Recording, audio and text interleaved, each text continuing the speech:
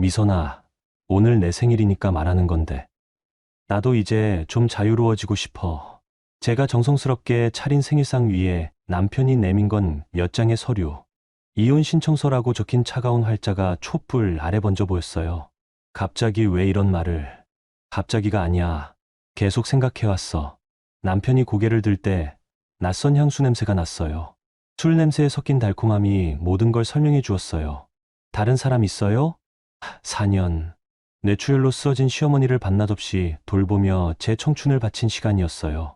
기저귀 갈고, 약 챙기고, 병원 오가며 기록해둔 간병이지만 해도 두꺼운 바인더 3권이었죠. 그런 게 아니라, 그냥 이 생활이 답답해. 선호는 아마 제가 울면서 매달릴 거라 생각했겠죠.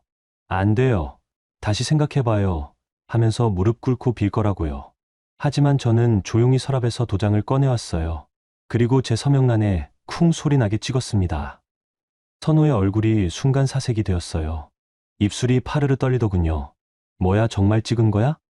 됐어요? 그때만 해도 그들은 몰랐습니다.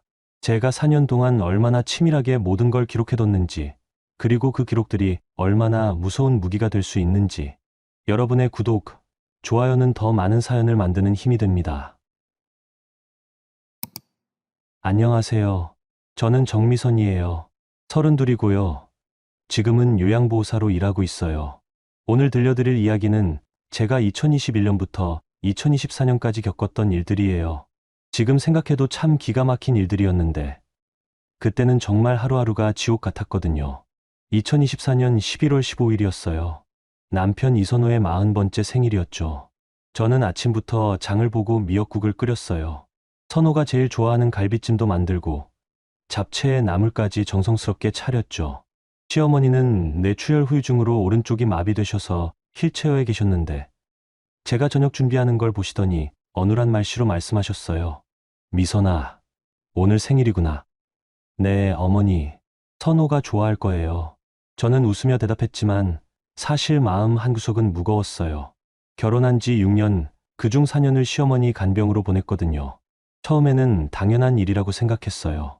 며느리니까, 가족이니까요. 하지만 선호의 태도가 점점 달라지면서 저도 지쳐갔어요. 오후 5시쯤 생일 케이크까지 사다 놨는데 선호한테서 연락이 왔어요. 여보, 언제 와? 아, 회식이 좀 길어질 것 같아. 먼저 드셔. 생일인데. 알겠어. 빨리 끝내고 갈게. 그런데 7시가 되어도 8시가 되어도 오지 않았어요. 어머니께서 말씀하셨어요. 미선아, 그냥 우리 둘이 먼저 먹자. 하지만 저는 기다렸어요. 주인공 없는 생일상이 무슨 의미가 있겠어요? 9시, 10시. 시간은 자꾸 흘러갔고 음식은 차가워져 갔어요. 저는 어머니 저녁 드시게 도와드리고 약 챙겨드린 뒤 다시 식탁 앞에 앉았어요. 혼자서요. 11시가 넘어서야 현관문이 열렸어요. 선호가 비틀거리며 들어왔어요. 술 냄새가 진동했죠. 미선아, 늦어서 미안해. 부장님이 술을 자꾸. 괜찮아요. 밥 데워드릴까요? 저는 일어서려 했는데 선호가 저를 막았어요. 그리고 정장 안주머니에서 뭔가를 꺼냈어요. 꽃다발이나 작은 선물일 거라 생각했는데. 미선아. 선호가 식탁 위에 놓은 건 A사 용지 몇 장이었어요. 맨 위에 협의혼 신청서라고 적혀 있었죠. 저는 눈을 의심했어요. 이게 뭐예요? 이혼 서류야. 선호는 소파에 털썩 앉으며 말했어요. 술에 취한 목소리였지만 또렷했어요. 내 생일이니까 이제 좀 자유로워지고 싶어. 저는 멍하니 서류를 내려다봤어요. 남편 이름, 아내 이름, 혼인신고일. 우리 부부의 6년이 차가운 활자로 정리되어 있었어요. 갑자기 왜 이런 말을. 갑자기가 아니야. 계속 생각해왔어. 우리 이렇게 사는 게 맞나 싶어서. 선호가 고개를 들었을 때 저는 낯선 냄새를 맡았어요. 술 냄새에 섞인 달콤한 향수 냄새. 제가 쓰는 향수가 아니었어요. 다른 사람 있어요? 저는 조용히 물었어요. 선호는 잠시 멈칫했지만 곧 고개를 저었어요. 그런 게 아니라 그냥 이 생활이 답답해. 하지만 저는 알 수 있었어요. 그 향수 냄새에 평소보다 1시간 늦게 들어온 시간, 그리고 생일날 이혼 서류를 내미는 타이밍까지 모든 게 설명됐어요. 저는 서류를 다시 들여다봤어요. 선호 서명란에는 이미 사인이 되어 있었고 제 서명란만 비어 있었어요. 도장 찍으면 되는 거예요? 응. 그럼 내일 구청에 가서 접수하고. 선호가 말을 하다가 멈췄어요. 아마 제가 울거나 매달릴 거라 생각했을 거예요. 하지만 저는 조용히 일어나서 거실 서랍으로 걸어갔어요. 4년 동안 어머니 약봉지를 정리하고 병원비 영수증을 모으고 온갖 서류에 도장을 찍어오던 그 서랍이었어요. 도장을 꺼내 들고 다시 식탁으로 돌아왔어요. 선호가 저를 멍하니 바라보고 있었어요. 정말 찍을 거야? 저는 대답하지 않고 제 서명란에 도장을 쿵 소리 나게 찍었어요. 빨간 인주가 하얗게 번졌어요. 됐어요? 선호의 얼굴이 사색이 됐어요. 아마 제가 울면서 안 돼요. 다시 생각해봐요. 할 거라 기대했나 봐요. 하지만 저는 그러지 않았어요. 4년 동안 어머니 간병을 하면서 선호의 차가운 시선을 견디면서 저도 많이 변했거든요. 저는 서랍에서 파일 하나를 더 꺼냈어요. 두꺼운 A사 바인더였어요. 이건 뭐야? 간병일지요. 2021년부터 지금까지 어머니 약값이랑 병원비, 재활센터비, 간병용품비 다 기록해뒀어요. 영수증도 다 붙여뒀고요. 저는 바인더를 펼쳐 보였어요. 매달 정리해둔 가계부, 어머니 상태 변화, 약 복용 기록, 재활 일정. 4년치가 빼곡했어요. 그리고 이건 당신 카드 사용 내역이에요. 회식비라고 하는데 요새 너무 많아졌네요. 선호가 바인더를 뺏으려 했지만 저는 재빨리 끌어안았어요. 이혼한다고 하니까 저도 할 말이 있어요. 4년 동안 제가 벌었던 월급 계산해보세요. 그리고 간병인 고용했으면 들었을 비용도요. 야, 미선아, 너 지금 뭐요? 당신이 먼저 이혼 서류 내밀었잖아요. 저는 바인더를 가슴에 꽉 안고 방으로 들어갔어요. 그리고 문을 닫았어요. 어머니 방에서 작은 소리가 들렸어요. 아마 우리 말다툼을 들으셨나 봐요. 그날 밤 저는 잠들지 못했어요. 창밖으로 보이는 아파트 불빛들을 보면서 생각했어요. 정말 이게 끝인가?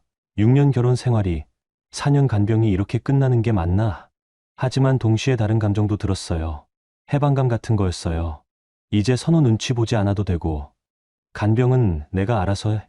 소리 듣지 않아도 되고, 처음으로 제 인생을 제가 결정할 수 있게 됐구나 싶었어요. 그러면서 제 기록장을 다시 펼쳐봤어요. 4년 동안의 숫자들이 저를 위로해주는 것 같았어요. 제가 얼마나 성실했는지, 얼마나 헌신했는지 증명하는 숫자들이었거든요. 이제 이 숫자들이 저를 지켜줄 거라고 생각했어요. 다음 날 아침, 선호가 맨정신으로 돌아왔어요. 어제 밤 일을 후회하는 것 같았어요. 미선아, 어제는 술을 너무 많이 마셨나 봐. 저는 어머니 아침 식사 준비를 하면서 대답했어요. 도장은 이미 찍었어요. 야, 그게 진짜로 이혼하자는 게 아니라. 그럼 뭐예요? 선호가 머리를 긁적이더니 갑자기 화를 냈어요. 야, 너 정말 사람이 맞냐? 누워있는 엄마 두고 어떻게 가려고 해? 저는 숟가락을 놓고 선호를 쳐다봤어요. 어머니 말씀이 나왔으니 말인데요. 4년 동안 간병비가 얼마 들었는지 아세요? 그건 내가 번 돈으로. 맞아요. 당신이 번 돈이죠. 그런데 제 시간은 공짜였나요? 어머니께서 거실에서 말씀하셨어요. 미선아, 선호야, 싸우지 마라. 저희는 어머니 앞으로 갔어요. 어머니는 휠체어에 앉아 걱정스러운 표정을 하고 계셨어요.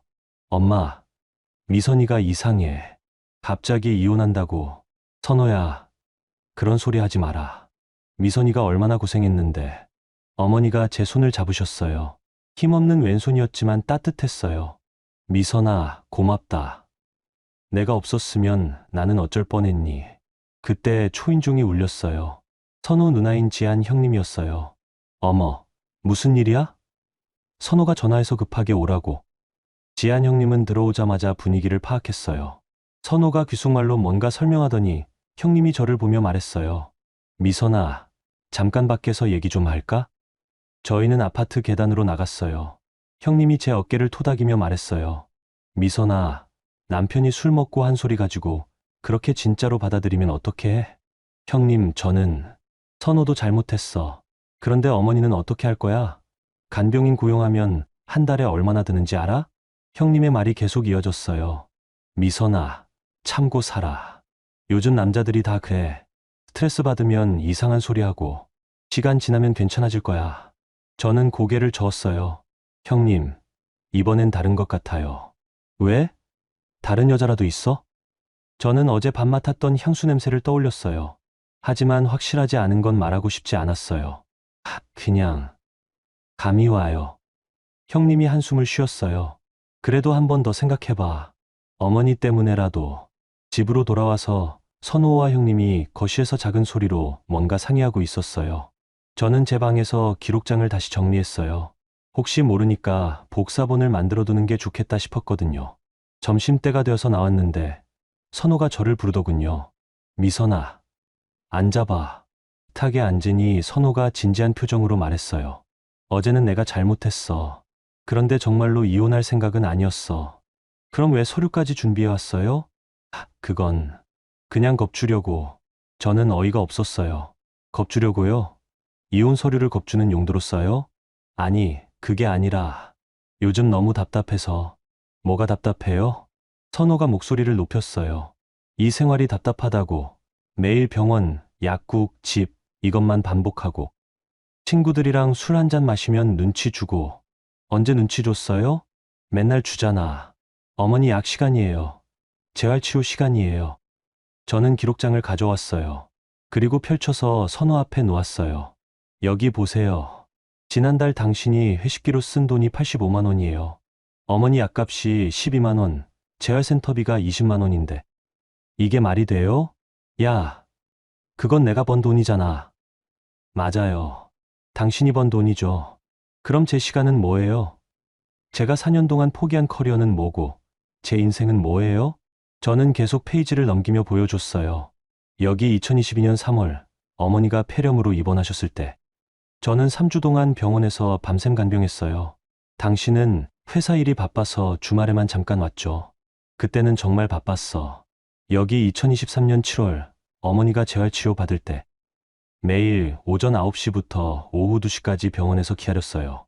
점심도 거기서 먹고. 당신은 그 시간에 뭐 했죠? 골프 치러 갔잖아요. 선호의 얼굴이 붉어졌어요. 그건 거래처 접대였어. 매주 토요일이 다 거래처 접대예요? 저는 핸드폰을 꺼내서 사진을 보여줬어요. 선호가 SNS에 올린 골프장 사진들이었어요. 오늘도 힐링, 스트레스 해소, 좋은 사람들과 좋은 시간. 이게 접대예요? 선호가 핸드폰을 뺏으려 했지만 저는 피했어요. 미선아, 너 지금 뭐 하는 거야? 제가 뭐 하는 거냐고요? 당신이 4년 동안 저한테 뭘 했는지 보여주는 거예요. 지한 형님이 중간에 끼어들었어요. 미선아, 그만해. 가족끼리 이렇게 따지고 드는 게 보기 좋니? 저는 형님을 보고 말했어요. 형님, 그럼 형님이 4년 동안 해보세요. 매일 어머니 기저귀 갈고, 약 챙기고, 병원 오가고, 밤에 깨서 돌봐드리는 거. 해보시고 말씀하세요. 그건 며느리니까. 며느리라서 사람이 아니에요? 제 목소리가 떨렸어요. 참고 또 참았던 감정이 터져 나오는 것 같았어요. 형님은 한 달에 한 번 안부 전화 한 통이면 끝이에요. 선호는 돈만 벌어오면 끝이고요. 그런데 저는 24시간 365일이에요. 밤에 어머니가 기침하시면 깨서 등 쓸어드리고, 새벽에 화장실 가시겠다고 하시면 부축해드리고, 어머니께서 거실에서 말씀하셨어요. 얘들아, 제발 그만 싸워라. 내가 죽을 죄를 졌구나. 저는 어머니께 달려가서 손을 잡았어요. 어머니 때문이 아니에요. 저는 어머니 돌봐드리는 게 싫은 게 아니에요. 그럼 뭐가 싫은 건데? 어머니를 돌보는 제가 인정받지 못하는 게 싫어요. 그때 선호가 버럭 소리쳤어요. 인정? 내가 매달 생활비 얼마나 주는데 너 혼자 벌어서 이 집 유지할 수 있어? 저는 천천히 일어서서 선호를 봤어요. 이선호 씨, 그럼 이제부터는 정말 혼자 벌어서 살아볼게요. 저는 제 통장 사본을 꺼내서 식탁에 놓았어요. 어머니 간병하면서도 짬짬이 재택근무했던 거 아세요? 번역일이랑 데이터 입력 같은 거. 4년 동안 모은 돈이 1200만 원이에요. 선호와 형님이 놀란 표정을 했어요. 그리고 제가 간병한 4년을 시급으로 계산하면 최저임금 기준으로 해도 4천만 원이 넘어요. 저는 계산해둔 종이를 보여줬어요. 거기다 간병인 고용비용까지 합치면 선호 씨가 4년 동안 절약한 돈이 얼마인지 아세요? 선호가 말을 못했어요. 형님도 마찬가지였어요. 저는 기록장을 다시 가슴에 안았어요. 지금까지는 가족이라서 참았어요.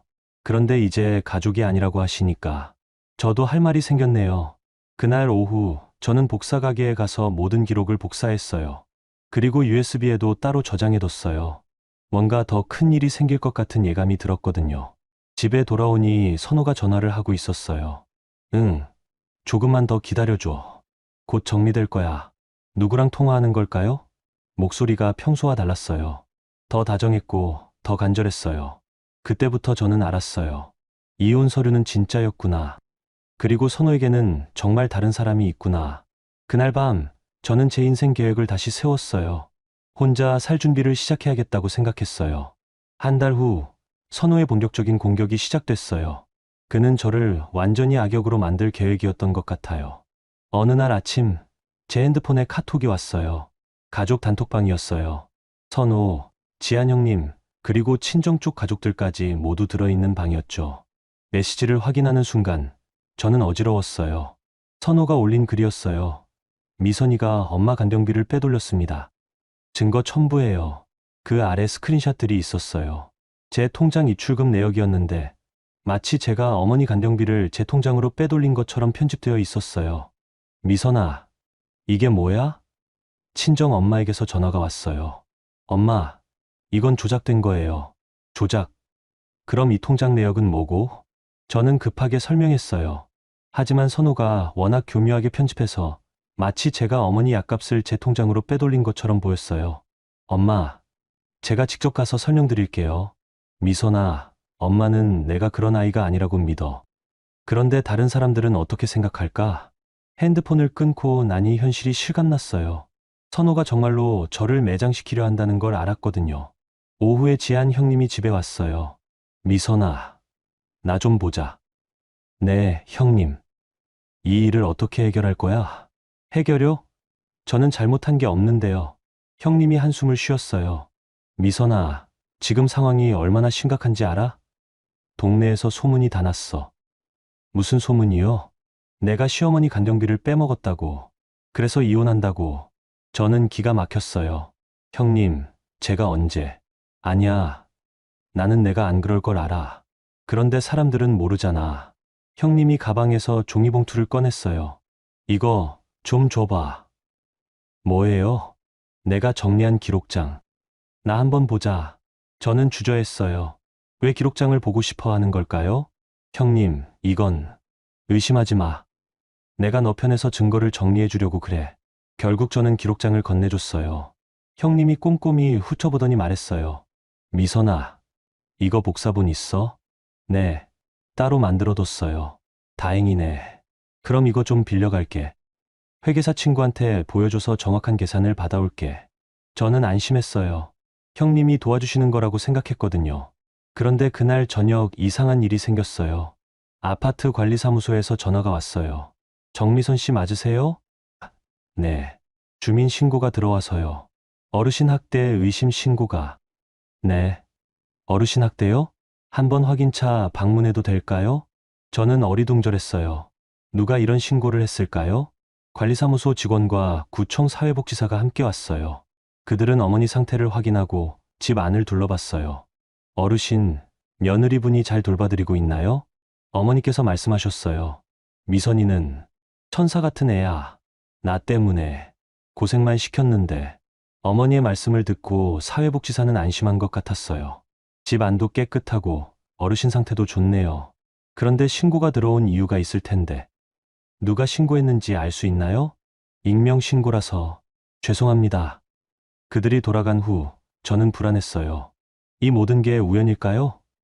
가족 단톡방 사건에 이어 어르신 학대 신고까지. 너무 타이밍이 맞았어요.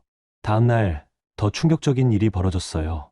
동네 마트에 갔는데 사람들이 수근거리며 저를 쳐다봤어요. 저 사람이 시어머니 돈 빼먹은. 아이고, 겉보기에는 얌전해 보이는데. 요즘 며느리들이 다 그래요. 돈만 밝혀서. 저는 장을 포기하고 집으로 돌아왔어요. 현관에서 눈물이 났어요. 4년 동안 성실히 간병했던 제가 하루아침에 도둑이 되었어요. 그날 오후 지한 형님이 다시 왔어요. 그런데 표정이 어제와 달랐어요. 미선아, 앉아봐. 형님, 기록장은. 그거 말인데 좀 복잡한 문제가 있어. 무슨 문제요?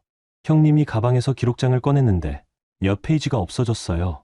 형님, 이거 왜 이래요? 미선아, 솔직히 말해. 너 정말 한 번도 어머니 돈 건드린 적 없어? 저는 어이가 없었어요.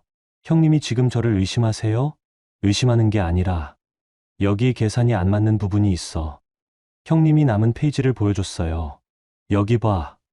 3월에 약값이 15만 원인데 영수증은 12만 원밖에 없어. 그건 저는 분명히 정리했는데요. 그리고 여기 4월 재활센터비가. 저는 기록장을 다시 받아들고 확인해 봤어요. 정말로 중요한 페이지들이 없어져 있었어요. 특히 제가 가장 꼼꼼히 정리해둔 2023년 하반기 기록들이 통째로 사라졌어요. 형님, 누가 이걸? 나는 몰라. 회계사 친구가 그러는데 이 상태로는 증명하기 어렵대. 그 순간 저는 깨달았어요. 형님이 저를 도와주려던 게 아니었어요.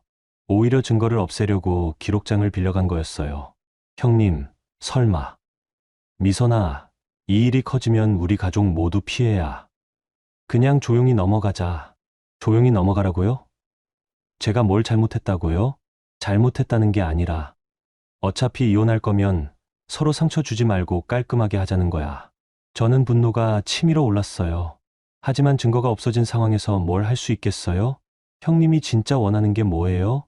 미선아, 솔직히 말하면 어머니 간병 문제를 깔끔하게 정리하고 싶어. 너도 이제 자유로워지고 싶잖아. 자유로워지고 싶다고요? 간병인 고용해서 전문적으로 모시는 게 어머니한테도 더 좋을 거야. 너는 새로운 인생 살고. 저는 웃음이 나왔어요. 쓴 웃음이었어요. 그러니까 지금까지 제가 한간병은 전문적이지 못했다는 말씀이시네요? 그런 뜻이 아니라, 형님, 나가주세요. 미선아, 나가라고요. 형님이 나간 후 저는 USB를 확인했어요. 다행히 복사본은 안전했어요. 하지만 원본 기록장의 중요한 페이지들이 사라진 건 큰 문제였어요. 그날 저녁 선호가 들어왔을 때 저는 모든 걸 다 알고 있었어요. 고생했어. 미선아. 뭐려? 오늘 하루 종일 동네 돌아다니느라. 선호가 비웃는 듯이 웃었어요. 이제 좀 현실을 알겠어? 무슨 현실을 말하는 거예요? 내가 아무리 발버둥 쳐봤자 소용없다는 현실 말이야. 선호는 소파에 앉으며 계속 말했어요. 사람들이 뭘 믿는지 알아? 증거가 아니라 소문이야. 그리고 소문은 내가 만드는 거고. 저는 차갑게 대답했어요. 이선호 씨, 당신이 지금 뭘 하는지 알아요? 나는 그냥 진실을 말하는 것뿐이야. 진실이요? 조작된 통장 내역이 진실이에요. 없어진 기록장 페이지가 진실이고요? 선호의 얼굴이 굳었어요. 뭔 소리야? 형님이 가져간 기록장 중요한 페이지가 사라졌더군요. 우연의 일치됐죠? 선호가 일어서서 저에게 다가왔어요. 야, 미선아. 너 지금 누구를 의심하는 거야? 의심하는 게 아니라 확신해요. 저는 USB를 꺼내 보였어요. 다행히 복사본은 따로 있거든요. 그리고 은행에서 정식으로 발급받은 통장 사본도 있고요. 선호의 얼굴이 사색이 됐어요. 저는 계속 말했어요. 이선호 씨, 게임은 이제 시작이에요. 12월 초의 어느 추운 밤이었어요. 한겨울 추위가 매섭게 몰아치는 날이었죠. 선호가 직장에서 돌아온 건 평소보다 훨씬 늦은 밤 10시였어요. 얼굴이 상기되어 있었고 술 냄새가 났어요. 하지만 평소와는 다른 긴장감이 있었어요. 미선아, 나와봐. 저는 어머니 저녁 약을 정리하던 손을 멈추고 거실로 나갔어요. 왜요? 얘기할 게 있어. 선호가 현관 앞에 제 가방을 놓아뒀더군요. 큰 여행용 캐리어였어요. 이게 뭐예요? 내 짐이야. 싸뒀어. 저는 순간 이해가 안 갔어요. 제 짐을 왜 선호 씨가? 나가라고. 뭐라고요? 선호가 현관문을 열었어요. 복도로 차가운 바람이 들어왔어요. 나가라고 했어. 이제 여기 있을 이유 없잖아. 어머니는 어떻게 하고요? 그건 내가 알아서 할 거야. 간병인 구했어. 저는 어머니를 돌아봤어요. 어머니가 휠체어에서 놀란 표정으로 저희를 바라보고 계셨어요. 선호야, 뭐 하는 거니? 엄마, 괜찮아요. 미선이가 나가고 싶다고 해서. 나가고 싶다고요? 제가 버럭 소리쳤어요. 언제 제가 그런 말 했어요? 어제부터 짐 싸고 있었잖아. 그건 거짓말이었어요. 저는 짐을 싼 적이 없었어요. 선호가 멋대로 제 옷들을 가방에 넣었던 거였어요. 이선호 씨, 당신이 뭔 권리로? 내 집이니까. 내 권리로. 저는 어머니께 다가갔어요. 어머니, 제가 나가고 싶다고 한 적 없어요. 어머니가 제 손을 잡으셨어요. 떨리는 손이었어요. 미선아, 정말 나가려고 하는 거니? 아니에요, 어머니. 저는 그때 선호가 저를 끌어당겼어요. 그만 어머니 힘들게 하지 마. 제가 언제 어머니를 힘들게. 내가 여기 있으면 어머니가 마음 아파하시잖아. 맨날 미안하다고 하시고 선호의 말이 일부는 맞았어요. 어머니께서는 항상 저한테 미안해 하셨거든요. 하지만 그건 제가 나가야 할 이유가 아니었어요. 어머니, 제가 어머니 돌봐드리는 게 싫은 적 없어요. 미선아. 어머니의 눈에 눈물이 고였어요. 미선아, 고마웠다. 정말 고마웠어. 그 순간 저는 깨달았어요. 선호가 어머니께 뭔가 다른 말을 했구나. 아마 제가 간병을 힘들어한다고, 나가고 싶어 한다고 말했을 거예요. 어머니, 그게 아니에요. 제가, 미선아, 이제 내 인생 살아. 젊은데 여기서 늙어가지 마. 어머니의 말씀을 듣는 순간, 저는 모든 걸 포기해야 하나 생각했어요. 어머니가 원하신다면, 하지만 그때 선호가 말했어요. 어머니, 미선이는 이미 마음 정했어요. 다른 데서 일자리도 구했고. 일자리요? 저는 어리둥절했어요. 제가 언제, 요양원에서 연락 왔잖아. 면접 보라고. 저는 기가 막혔어요. 제가 언제 요양원에 이력서를 냈다고요? 이선호 씨, 당신이 뭘. 그때 어머니가 갑자기 으악하며 몸을 떨기 시작했어요. 경련이었어요. 어머니. 저는 급히 달려가서 어머니를 부축했어요. 어머니의 몸이 뻣뻣해지며 경련이 계속됐어요. 119 불러요. 선호가 당황해서 전화를 걸었어요. 저는 어머니를 눕혀드리고 안전한 자세를 취하게 해드렸어요. 4년 간병하면서 익숙해진 응급처치였어요. 구급차가 와서 어머니를 응급실로 옮겼어요. 저는 당연히 따라가려 했는데 선호가 막았어요. 너는 가지 마. 네. 왜요? 어머니가 힘들어 하셨잖아. 내가 가면 더 스트레스 받으셔. 저는 믿을 수 없었어요. 4년 동안 어머니 돌봐온 사람이 저예요. 그래서 뭐? 이제 간병인이 할 거야. 선호는 그렇게 말하고 어머니와 함께 구급차를 탔어요. 저는 홀로 아파트 현관 앞에 남았어요. 추위가 뼈에 스며들었어요. 어머니는 어떤 상태일까? 경련의 원인은 뭘까? 걱정이 되어 미칠 것 같았어요. 몇 시간 후 지한 형님한테서 연락이 왔어요. 미선아, 어머니 상태는 안정됐어. 그런데요? 의사가 그러는데 스트레스가 원인일 가능성이 높대. 최근에 무슨 일 있었냐고. 제 가슴이 답답했어요. 형님, 저는 어머니한테 스트레스 준 적. 의사가 선호한테 물어보니까 내가 나가겠다고 해서 어머니가 충격받으셨다고 하더라. 그건 사실이 아니에요. 사실이 아니라고. 그럼 뭐가 사실이야? 저는 모든 걸 설명하려 했어요. 하지만 형님은 들으려 하지 않았어요. 미선아, 이제 그만해. 어머니가 돌아가시면 어떻게 하려고? 전화를 끊고 나니 세상이 무너지는 느낌이었어요. 제가 어머니를 아프게 만든 사람이 되었어요. 4년 동안 성심성의껏 돌봐드린 제가 말이에요. 그날 밤 저는 고시원 방을 하나 구했어요. 보증금 50만 원, 월세 35만 원짜리 작은 방이었어요. 창도 작고 화장실도 공용이었지만 어쩔 수 없었어요. 짐을 정리하면서 USB를 확인했어요. 다행히 제 기록들은 안전했어요. 하지만 이제 그 기록들로 뭘 할 수 있을까요? 다음 날 아침 선호한테서 문자가 왔어요. 어머니가 내 이름 부르신다. 한 번만 보고 가라. 저는 급히 병원으로 갔어요. 중환자실 앞에서 선호를 만났어요. 어머니 상태 어떠세요? 많이 안정됐어. 그런데 자꾸 내 걱정하셔. 연애 시간이 되어 어머니를 뵀어요. 어머니는 산소 마스크를 하고 계셨지만 저를 보자 손을 들어주셨어요. 어머니. 저는 어머니 손을 잡고 울었어요. 미안하다는 말을 계속했어요. 어머니가 제 잘못 때문에 아프신 건 아닌지 자책했거든요. 어머니가 마스크를 벗고 힘없는 목소리로 말씀하셨어요. 미선아, 미안하다. 어머니, 왜요? 너를 고생시켜서. 어머니, 그런 말씀 마세요.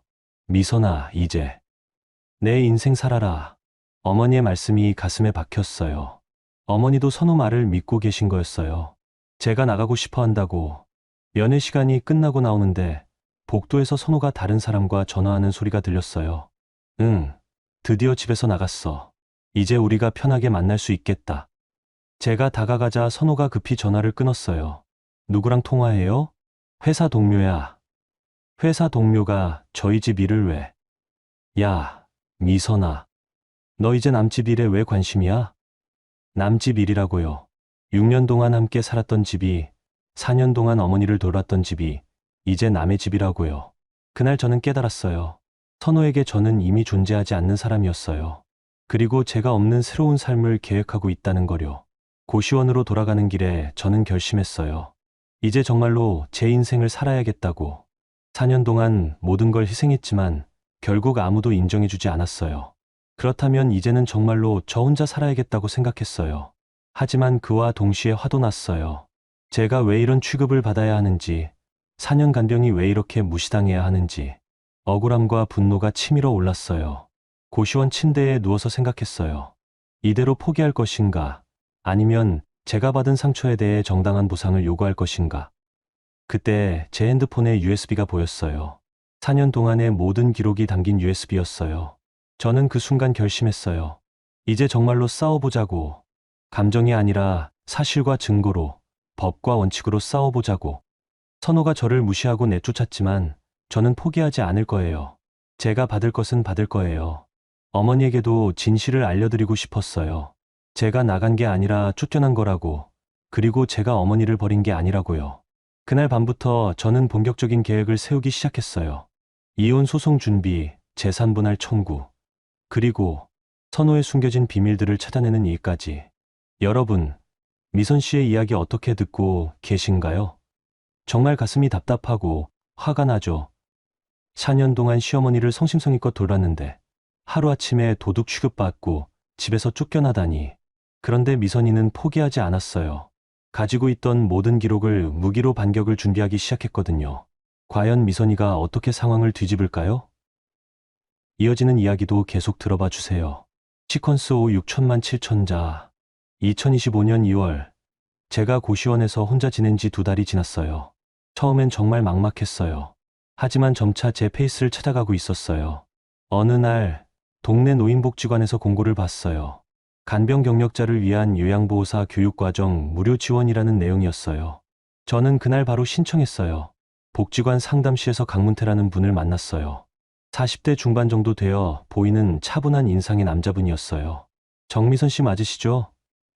신청서 보니까 4년간 시어머니 간병 경험이 있으시네요. 네, 맞습니다. 힘드셨을 텐데요. 뇌출혈 후유증 환자 간병이 쉽지 않거든요. 강문태 씨의 말에서 경험이 느껴졌어요.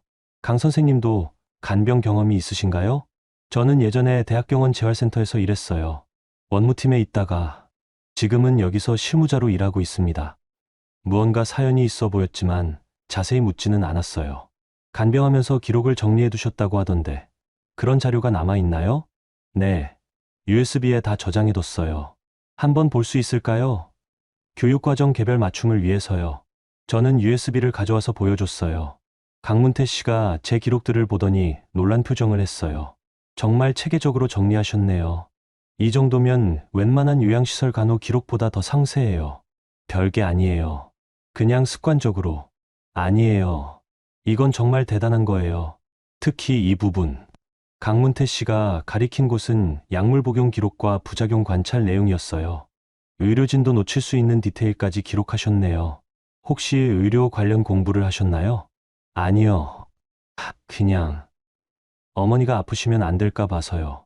강문태 씨가 한참 기록을 보더니 말했어요. 미선 씨, 혹시 이 기록들로 문제 생긴 적 없으세요? 문제요? 간병하다 보면 가족들과 의견 충돌이 생기기도 하거든요. 특히 비용 문제 같은 거.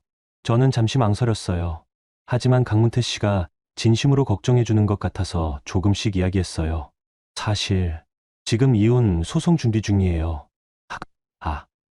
남편이 제가 간병비를 빼돌렸다고 주장하고 있어요. 강문태 씨의 표정이 굳어졌어요. 증거는 있으시죠? 네, 이 USB에 다 있어요. 그런데 저는 기록장 원본에서 페이지가 사라진 이야기를 했어요. 강문태 씨가 고개를 저었어요. 그런 식으로 나오시는군요. 안타깝지만 흔한 패턴이에요. 흔한 패턴이요? 간병 갈등에서 여성이 불리한 위치에 몰리는 경우. 저도 병원에서 여러 번 봤거든요. 강문태 씨가 진지한 표정으로 말했어요. 미선 씨, 지금 상황에서는 추가 증거가 필요해요. 특히 객관적인 자료들 말이에요. 어떤 자료요? 병원 결제 기록, 카드사 명세서, 약국 처방전. 이런 것들은 아무도 조작할 수 없거든요. 저는 눈이 번쩍 뜨였어요. 그런 자료들을 구할 수 있나요? 물론이죠. 본인 명의로 결제한 건 언제든 발급받을 수 있어요.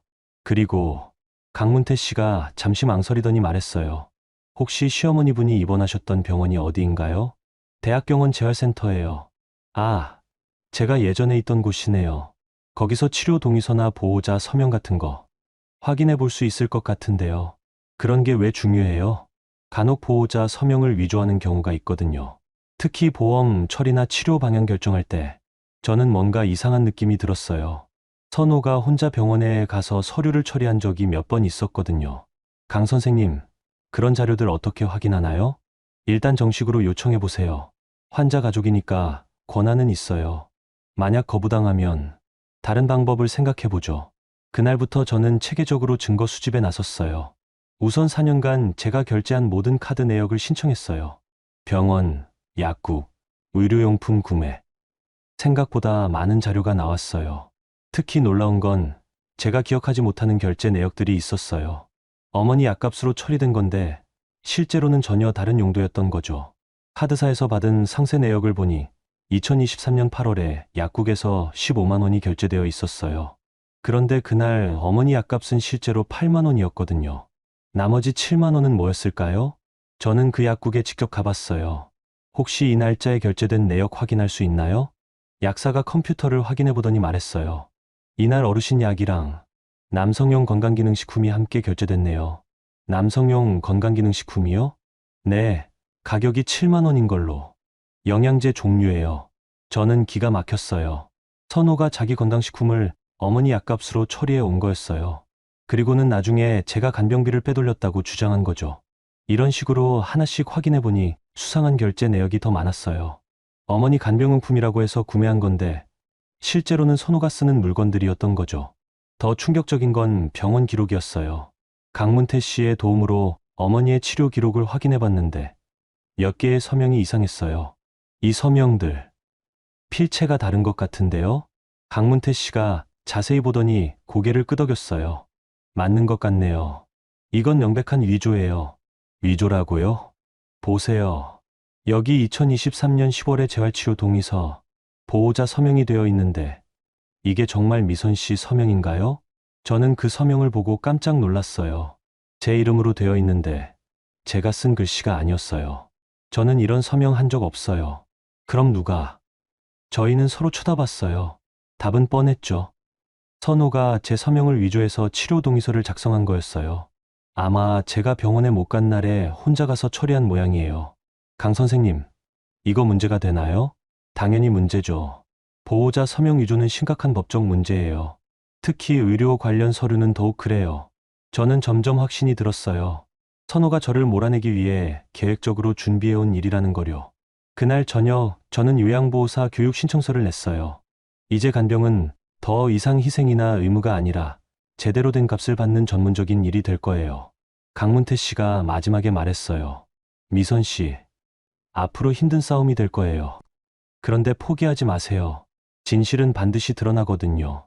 그날 밤 저는 정리된 증거들을 보면서 생각했어요. 이제 진짜 싸움이 시작되는구나. 감정적인 싸움이 아니라 사실과 증거로 하는 정당한 싸움이요. 선호는 아마 제가 포기하고 조용히 사라질 거라 생각했을 거예요. 하지만 저는 그러지 않을 거예요. 4년간의 제 노력과 헌신이 정당하게 인정받을 때까지 끝까지 싸울 거예요. 그리고 어머니께도 진실을 알려드리고 싶었어요. 제가 어머니를 버린 게 아니라 오히려 어머니를 더 잘 돌보기 위해 전문가가 되려고 한다는 거요. USB를 손에 쥐고 잠들었어요. 내일부터 본격적인 반격이 시작될 거예요. 시퀀스 6 6천만 7천자. 3월 말 저는 법률구조공단을 찾아갔어요. 수집한 증거들을 정리해서 정식으로 법적 절차를 밟기로 결심했거든요. 담당 변호사님이 제 자료를 보더니 감탄했어요. 이렇게 체계적으로 정리된 자료는 처음 봐요. 특히 이 카드 결제 분석, 전문가 수준이네요. 제가 4년 동안 꼼꼼히 기록해둔 거예요. 그런데 남편 측에서는 뭐라고 주장하고 있나요? 간병비를 제가 빼돌렸다고 해요. 그리고 시어머니 돌보는 걸 싫어해서 집을 나갔다고. 변호사님이 서류를 넘기더니 중요한 부분을 짚어주었어요. 여기 보세요. 혼인 중 생활비 분담, 간병 노동의 경제적 가치, 그리고 남편의 사치성 지출. 이 모든 게 재산 분할에 영향을 미칠 수 있어요. 저는 선호의 카드 사용 내역도 함께 제출했어요. 최근 1년간 급증한 회식비와 접대비, 그리고 의심스러운 지출들까지요. 이 부분은 어떻게 확인하셨어요? 남편이 가족 카드를 주면서 생활비 관리하라고 했거든요. 그래서 명세서를 다 받아볼 수 있었어요. 변호사님이 특히 관심을 보인 건 선호의 최근 지출 패턴이었어요. 여기 2024년 하반기부터 급격히 늘어났네요.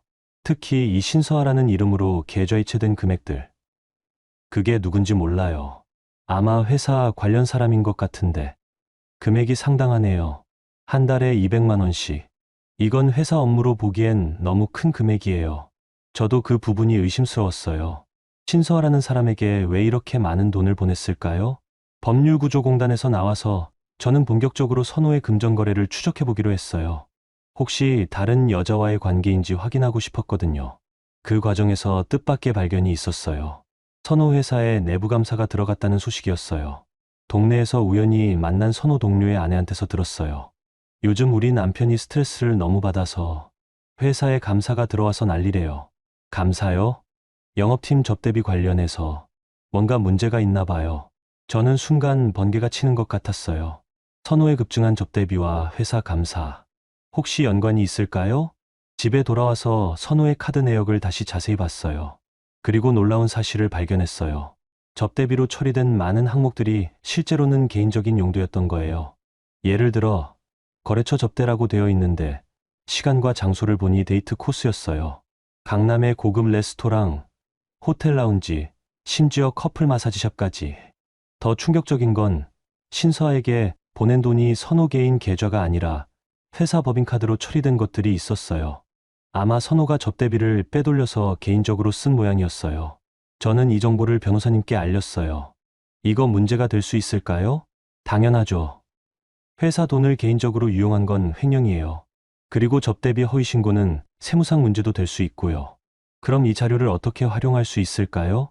일단 이혼 소송에서는 남편의 사치성 지출과 부정행위 증거로 쓸 수 있어요. 그리고 변호사님이 잠시 망설이더니 말했어요. 필요하다면 관련 기관에 신고할 수도 있겠네요. 며칠 후 더 큰 일이 벌어졌어요. 지한 형님한테서 급하게 전화가 왔어요. 미선아, 큰일 났어. 무슨 일이세요? 선호가 회사에서 잘릴 것 같아. 잘린다고요? 접대비 횡령 혐의래. 내부감사에서 발각됐다고. 저는 놀란 척하면서도 속으로는 예상했던 일이라고 생각했어요. 그래서 어떻게 된대요? 지금 경찰서에서 조사받고 있어. 그런데 미선아, 형님 목소리가 급해졌어요. 내가 가진 자료들. 혹시 선호 회사 관련된 것도 있어? 왜요? 선호가 그러는데 내가 자기 카드 내역을 어딘가에 제출했다고. 그게 회사까지 영향을 미쳤을 수도 있다고. 저는 웃음이 났어요. 형님, 저는 제가 받을 걸 받으려고 하는 것뿐이에요. 선호 씨가 회사 돈을 어떻게 썼는지는 저와 상관없는 일이고요. 상관없다고? 그래도 한 가족이었잖아. 가족이요? 저를 도둑으로 몰고 집에서 쫓아낸 사람이 가족이라고요? 형님이 할 말을 못했어요. 저는 계속 말했어요. 형님, 4년 전 제가 간병을 시작할 때 선호 씨가 뭐라고 했는지 아세요? 어차피 내가 할 일이니까 대충 하지 말라고 했어요. 그리고 지금은 내가 엄마 돈 빼먹었다고 하죠. 이게 가족이 할 일인가요? 그건 선호도 스트레스 받아서. 스트레스요? 4년 동안 24시간 간병한 제 스트레스는 생각 안 하세요? 그날 오후 선호가 집으로 돌아왔어요. 처음 보는 초라한 모습이었어요. 정장도 구겨졌고 얼굴도 상기되어 있었어요. 저는 어머니 문병을 위해 병원에 갔다가 우연히 선호를 마주쳤어요. 미선아. 선호가 저를 보더니 달려왔어요. 너, 뭔 짓을 한 거야? 무슨 말씀이세요? 내 카드 내역을 어디다 제출했어? 제출할 권리가 있으니까 제출했죠. 가족 카드였으니까요. 선호의 얼굴이 붉어졌어요. 너 때문에 내가 회사에서. 쟤 때문이요? 이선호 씨가 회사 돈을 어떻게 쓴 건 제 책임이에요? 너가 고의로. 고의로 뭐려? 저는 제가 낸 간병비 증명하려고 자료 정리한 것뿐이에요. 그 과정에서 이상한 지출이 발견된 건 이선호 씨 문제죠. 선호가 주먹을 불끈 쥐었어요. 하지만 병원 복도라서 그런지 참고 있었어요. 미선아, 이제 그만해. 우리 둘 다 상처만 커져. 상처요? 저는 이미 상처받을 만큼 받았어요. 이제는 제대로 된 보상을 받을 차례죠. 보상, 내가 6년 동안 너 먹여 살린 게 보상 아니야? 먹여 살려주셨다고요? 제가 4년 간병으로 절약시켜드린 돈이 얼마인지 계산해보세요. 저는 핸드폰에서 정리해둔 자료를 보여줬어요. 간병인 고용비 월 300만 원, 4년이면 1억 4천만 원. 거기다 제가 포기한 경력과 급여까지 합치면 그런 식으로 따지려고? 네. 이선호 씨가 먼저 돈으로 따져서 절 도둑으로 몰았잖아요. 그럼 저도 똑같이 따져볼게요. 선호가 갑자기 무릎을 꿇었어요. 병원 복도에서요. 미선아, 제발. 한 번만. 일어서세요. 사람들이 봐요. 내가 잘못했어. 앞으로는 잘할게. 앞으로요? 이미 끝난 일인데 무슨 앞으로가 있어요? 저는 돌아서려고 했는데 선호가 제 팔을 붙잡았어요. 엄마는 어떻게 해? 엄마가 얼마나 힘들어 하시는데. 어머니 문제는 어머니께서 결정하실 일이에요. 그리고 전 이제 요양보호사 자격증 따서 전문적으로 어머니 도울 예정이에요. 자격증? 네. 이제 무료로 간병하는 게 아니라 정당한 값을 받고 일할 거예요. 선호의 얼굴이 사색이 됐어요. 아마 제가 정말 돌아오지 않을 거라는 걸 그때서야 깨달은 것 같았어요. 미선아, 이선호 씨, 이제 법원에서 봐요. 앞으로 모든 대화는 변호사를 통해서 할게요. 저는 그렇게 말하고 어머니 병실로 향했어요. 어머니를 뵙고 제가 요양보호사가 되어서 전문적으로 도움을 드릴 거라고 말씀드리고 싶었거든요. 복도를 걸어가면서 저는 생각했어요. 이제 정말 끝이구나. 감정적인 미련도, 가족이라는 이름의 숙박도 모두 끊어냈구나. 선호가 회사에서 잘리든 말든 그건 이제 제 문제가 아니었어요. 자업자득이었으니까요. 그리고 신서아라는 여자가 누구든 그것도 제 상관이 아니었어요. 이제 선호는 남이니까요. 저는 당당하게 제 길을 걸어갈 준비가 되었어요. 시퀀스 7 6천만 7천자. 5월 초 저는 요양보호사 자격증을 취득했어요. 그리고 첫 일자리로 어머니가 계신 요양병원에서 일하게 되었어요. 이제 전문가로서 어머니를 돌볼 수 있게 된 거죠. 어머니의 상태는 많이 좋아지셨어요. 재활 치료를 꾸준히 받으시면서 말씀도 훨씬 또렷해지셨고 휠체어로 혼자 이동도 가능하셨어요. 어느 날 어머니와 면회 시간에 대화를 나누는데 어머니가 갑자기 제 손을 꽉 잡으셨어요. 미선아, 할 말이 있어. 네, 어머니. 뭐든 말씀하세요. 어머니가 잠시 망설이시더니 떨리는 목소리로 말씀하셨어요. 약값. 선호가 낸 게 아니야. 네? 무슨 말씀이세요? 내 연금이랑 내 통장으로 다 나갔어. 저는 순간 이해가 안 갔어요. 어머니, 그게 무슨... 미선아, 나도 바보가 아니야. 4년 동안 내가 얼마나 고생했는지 다 봤어. 어머니의 눈에 눈물이 고였어요. 선호는 생활비만 냈어. 약값이랑 병원비는 내가 다 냈지. 저는 충격이었어요. 그럼 지금까지 선호가 간병비를 댔다고 한 건 거짓말이었다는 거예요? 어머니, 그럼. 미선아, 미안해. 너한테 말했어야 했는데. 어머니가 힘들게 말씀을 이어가셨어요. 선호가 내가 간병비 빼먹었다고 할 때 나는 화가 났어. 그런데 말을 못했지. 아들이니까. 어머니, 미선아, 너는 천사 같은 애야. 4년 동안 내 돈으로도 모자라서 내 돈까지 보태면서 어머니의 고백이 계속 이어졌어요. 실제로는 어머니 연금 180만 원과 예금에서 매달 100만 원씩 나가서 간병비를 댔다고 하셨어요. 선호는 단지 생활비 200만 원만 냈을 뿐이라고요. 그럼 선호가 말한 간병비는 거짓말이야.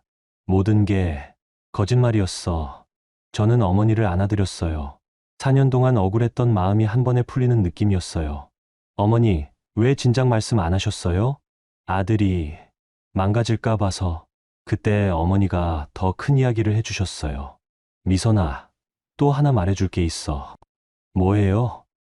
내가 오피스텔 하나 있어. 오피스텔이요? 응. 결혼하기 전에 내 이름으로 산 거야. 그런데 몇 년 전에 내 이름으로 바꿨어. 저는 깜짝 놀랐어요. 제 이름으로요? 언제요? 2년 전쯤. 선호가 자꾸 그 집을 팔자고 해서. 어머니의 설명에 따르면 선호가 계속 어머니 오피스텔을 팔아서 사업에 투자하자고 설득했다고 해요. 그래서 어머니가 몰래 제 이름으로 소유권을 이전해 두셨다고 하시더라고요. 어머니, 그런 중요한 일을. 미선아, 너만 믿어서 내가 나중에 힘들 때 쓰라고. 저는 눈물이 났어요. 어머니께서 얼마나 저를 생각해 주셨는지 알 수 있었거든요. 그 오피스텔 지금 어떻게 되어 있어요? 임대로 놓여 있어. 매달 보증금 3천만 원에 월세 80만 원. 그 순간 저는 모든 퍼즐이 맞춰지는 느낌이었어요. 선호가 제가 돈을 빼돌렸다고 주장한 이유, 쟤를 집에서 쫓아낸 이유, 모든 게 그 오피스텔 때문이었던 거예요. 어머니, 선호가 그 사실을 알고 있나요? 아니야. 모르는 척했어. 그런데 요즘 자꾸 서류 가져오라고 해서 이상해. 저는 급하게 부동산 등기소에 가서 확인해 봤어요. 정말로 제 이름으로 되어 있었어요. 그리고 최근에 선호가 소유권 이전을 시도한 흔적도 있었어요. 등기소 직원이 설명해 줬어요. 최근에 소유권 이전 신청이 있었는데 서류에 문제가 있어서 반려됐어요. 무슨 문제요? 소유자 서명이 위조 의심이 있어서요. 또다시 위조였어요. 선호가 제 서명을 위조해서 오피스텔을 빼내려 했던 거였어요. 저는 즉시 변호사님께 연락했어요. 이거 큰 문제예요. 부동산 서류 위조는 중범죄거든요. 그럼 어떻게 해야 해요? 일단 고발할 수 있어요. 그리고 이혼 소송에서는 결정적인 증거가 될 거고요. 다음 날 더 충격적인 일이 벌어졌어요. 선호가 신서아와 함께 병원에 나타난 거예요. 신서아는 생각보다 어린 여자였어요. 29 정도로 보였고 화려한 차림새였어요. 그리고 선호에게 매우 친밀하게 굴었어요. 선호 오빠, 어머니 안색이 많이 좋아지셨네요. 오빠라고 부르는 걸 보니 연상연하 관계였나 봐요. 저는 어머니 병실 앞에서 그들을 지켜봤어요. 선호가 신서아를 어머니께 소개했어요. 엄마, 이분이 신서아예요. 우리 결혼하기로 했어요. 어머니가 놀란 표정을 하셨어요. 결혼이라고? 미선이랑은 이미 끝났어요. 이제 서아랑 새 출발하려고요. 신서아가 어머니께 인사를 했어요. 어머니, 처음 뵙겠습니다. 앞으로 잘 부탁드려요. 어머니가 당황스러워하시는 걸 보고 저는 참을 수 없었어요. 병실로 들어갔어요.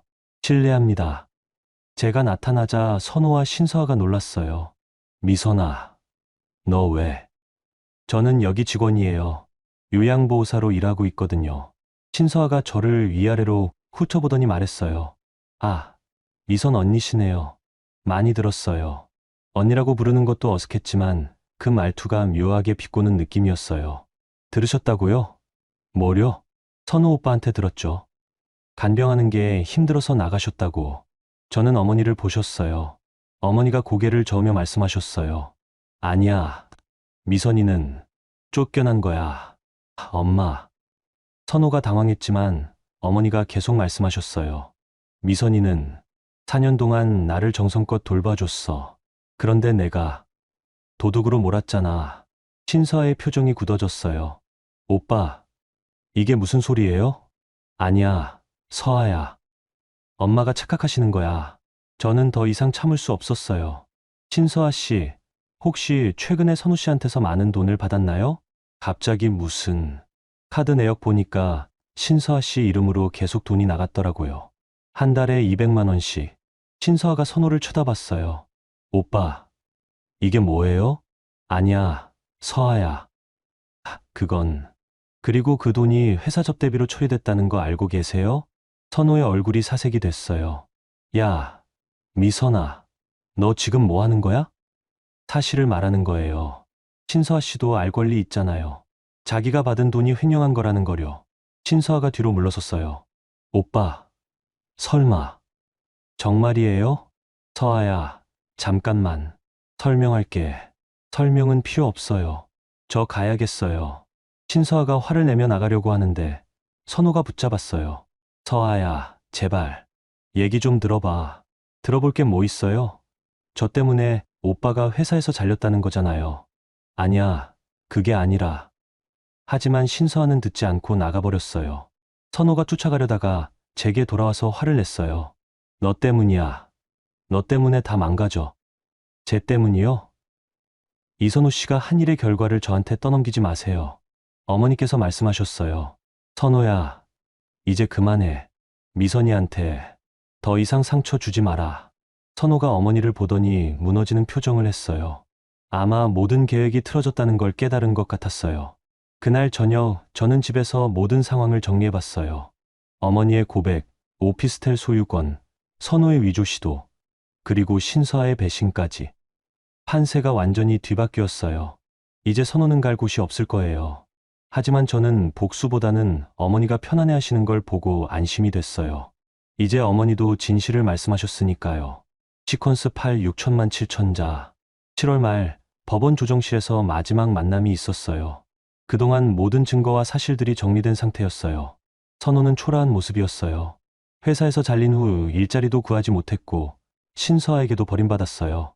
무엇보다 어머니까지 등을 돌리시자 완전히 고립된 상태였어요. 조정위원이 양쪽의 주장을 정리해서 발표했어요. 그동안 제출된 증거들을 종합해보면 정미선 씨의 주장이 대부분 사실로 확인됩니다. 선호가 고개를 떨구고 있었어요. 특히 간병 관련 비용은 시어머니 본인의 연금과 예금에서 지출되었고 이선호 씨는 생활비만 부담한 것으로 확인됩니다. 그리고 정미선 씨 명의의 오피스텔 소유권 이전 시도는 명백한 문서 위조로 판단됩니다. 조정위원이 선호를 보며 말했어요. 이선호 씨, 하실 말씀 있으신가요? 선호가 저를 보더니 갑자기 무릎을 꿇었어요. 미선아, 제발 일어서세요. 한 번만 용서해줘. 엄마 때문에라도. 저는 차가운 목소리로 말했어요. 어머니 때문에라고요? 4년 동안 어머니 돌봤던 저한테 그런 말 하세요? 내가 잘못했어. 앞으로는 없어요. 이선호 씨.